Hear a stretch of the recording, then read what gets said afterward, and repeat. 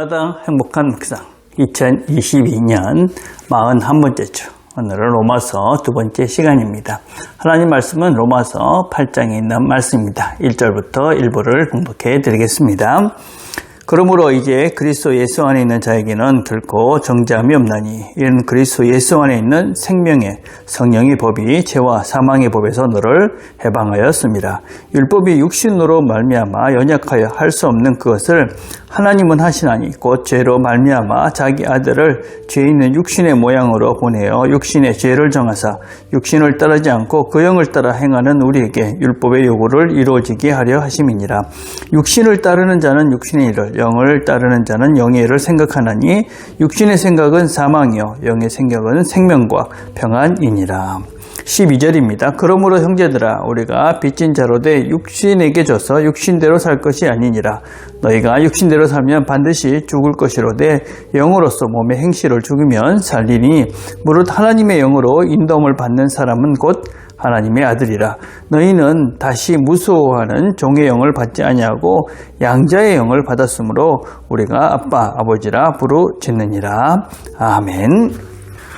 로마서 8장은 성경에서 대단히 중요한 그런 부분입니다. 물론 성경의 모든 것들이 다 중요하지만 특별히 로마서는 우리가 성경 안의 성경이다 그렇게 부르는데 그 중에 특별히 8장은 반지의 다이아에 해당하는 것이다 그렇게 이야기할 정도로 아주 많은 그리고 중요한 내용을 포함하고 있는 것이 로마서 8장의 내용입니다. 자, 1번입니다. 신자는 왜 더 이상 정죄함이 없게 됩니까? 죄의 힘, 그것과 또 그것보다 더 큰 하나님의 사랑, 이런 것을 우리가 이제 믿는 것입니다. 그래서 죄라는 것이 아주 힘이 있고 능력이 있지만 그보다 더 큰 하나님의 사랑, 그것이 바로 예수 안에 있는 우리들의 현실이다라고 할 수가 있습니다. 그래서 우리는 죄의 힘보다 예수님의 힘, 하나님의 사랑의 힘이 더 크다는 것을 알기 때문에 더 이상 그 죄에 매여 살지 않고 바로 이 하나님에 의해서 살아가는 존재. 그래서 우리는 정죄함을 받지 않는 것이죠. 그죠? 그래서 하나님의 사랑의 힘이 이 죄의 힘보다 더 크다. 그래서 우리가 그 안에 살기 때문에 더 이상 죄라는 것에 정죄받지 않고 하나님의 사랑의 성령의 능력 안에서 사는, 그래서 죄에 대해서 자유하고 죄의 종으로 살지 않는 존재가 됐다. 그런 의미를 담고 있는 것입니다. 자, 2번입니다. 우리가 육신의 사람이 아닌 영의 사람이 되어 죄에서 승리할 수 있는 실제적인 방법은 무엇입니까? 우리의 삶, 육신이 있는 것입니다. 그죠? 그리고 또 우리가 하나님의 영이신 성령의 법이 있는 것입니다. 그래서 그리스도인들은 다 그리스도의 영, 성령이 있는 것입니다. 그래서 우리는 그리스도의 영이신 성령의 그런 지배, 성령의 인도하심을 따라 살기 때문에 우리는 죄를 이기고 죄에서 승리해서, 그래서 하나님께서 원하시는 그런 죄에서 이기는 그런 삶을 실제로 살아갈 수가 있습니다. 그런데 우리가 이제 삶의 현장 속에서 살다 보면 우리가 여전히 죄에 지고 넘어질 때가 있습니다. 왜냐하면 아직까지 우리가 연약한 육신을 입고 있고 또 여전히 남아있는 죄의 습관들이 있기 때문에 그렇습니다. 그래서 우리는 이 땅을 살아가면서 성령과 함께 살아가면서 우리의 그 죄의 습관들, 죄의 그런 옛날의 그런 관습들을 죽여가고, 그래서 하나님께서 원하시는 새로운 삶의 그런 모습들로 새로워져가는 과정, 그 과정을 걸어가고 있는 것이 지금 우리의 모습이고 그것이 바로 신앙생활이다. 자, 3번입니다. 하나님의 아들이 된다는 것은 무슨 의미입니까? 8장 17절에 보면 자녀이면 또한 상속자, 곧 하나님의 상속자요 그리스도와 함께한 상속자니 우리가 그와 함께 영광을 받게 하여 고난도 함께 받아야 할 것이니라.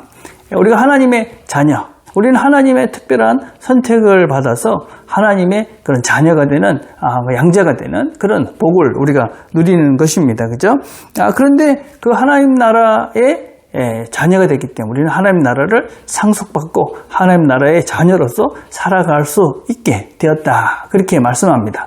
그런데 그 하나님 나라를 물려받고 살아가기 위해서는 우리가 고난을 받아야 된다. 이렇게 이야기합니다. 그 고난이라는 게 도대체 무엇인가 하는 것입니다. 우리가 이 고난이라는 것은 우리가 이 예수님을 따라서 이 하나님의 자녀로서의 삶을 살아가는 과정 속에 겪게 되는 그런 고난을 말합니다. 두 가지 방면에서 우리가 이것들을 이제 이해하고 설명해 갈 수가 있습니다. 첫째는 우리가 이 고난이 있는 이유가 무엇이냐면 우리는 그 일종의 거지 같은 존재였습니다. 그런데 어느 날 갑자기 우리가 하나님의 자녀, 그래서 하나님 나라의 왕자가 된 것이죠. 그러다 보니까 우리가 이제 거지로서의 삶, 그것과 이 왕자의 삶은 구분을 할 수 없을 정도로 엄청난 차이가 있는 것입니다. 그리고 왕자로서의 그런 삶이 훨씬 더 풍성한 것이죠. 그렇지만 여전히 우리의 몸은, 우리가 그전에 살았던 사이의 죄의 습관들은 여전히 그 거지 같은 습관들이 남아있기 때문에 그런 왕자로서의 삶을 살아가는 것이 힘든 것이죠. 그렇죠? 그래서 우리가 하나님을 잘 모를 때 살았던 그런 죄의 습관들, 거짓말하고, 그 다음에 우리가 우리 속에 어떤 욕심을 부리고, 또 우리가 음란하고, 더러운 생각들을 하고, 이런 죄의 습관들이 있는 것인데, 그런 것들을 절제하고 참고 하나님께서 원하시는 그런 사랑과 평화와 온유와, 이런 것들을 이렇게 우리의 삶의 스타일을 바꿔가는 과정 속에 어려운 것이죠. 그래서 이제 힘든 면들이 있다, 이렇게 이야기할 수 있는 것입니다.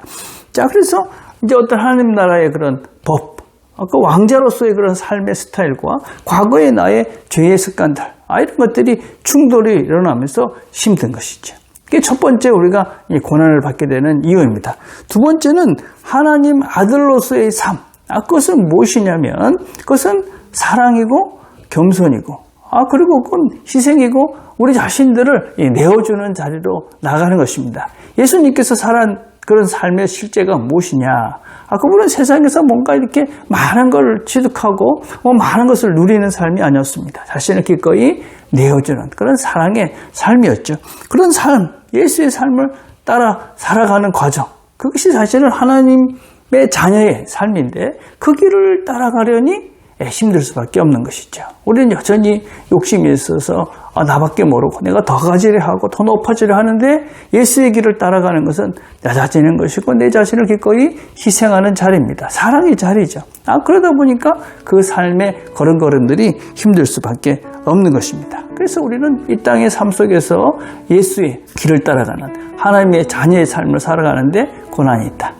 그렇지만 그런 고난 뒤에 있는 영광, 그것은 비교할 수가 없다. 우리 삶 속에서 여기서 이런 힘든 점이 있지만 그것과 비교될 수 없는 영광, 하나님 나라, 그 영원한 하나님 나라의 자녀로서의 그런 영광스러운 삶이 우리에게 보장된다. 우리가 예수의 길을 잘 따라가면. 그래서 우리는 그 고난의 길을 가지만 그 영광스러움 그것을 믿고 알기 때문에 기꺼이 이 고난스러운 걸음들을 걸어가는 것입니다. 오늘 하나님께서 우리에게 새로운 날을 주시고 우리에게 그 길을 힘들지만 걸어가라고 오늘을 주셨습니다.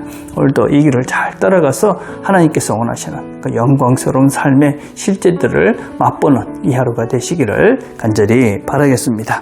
자, 우리가 함께 드릴 기도는 우리가 하나님의 자녀임을 확신하면서 살아갈 수 있도록, 그래서 힘들지만 그 길을 잘 걸어갈 수 있도록 기도합시다. 그래서 우리 하나님의 자녀로서의 그런 합당한 삶을 살아갈 수 있도록 도와주십시오. 그렇게 기도했으면 좋겠습니다. 기도하겠습니다.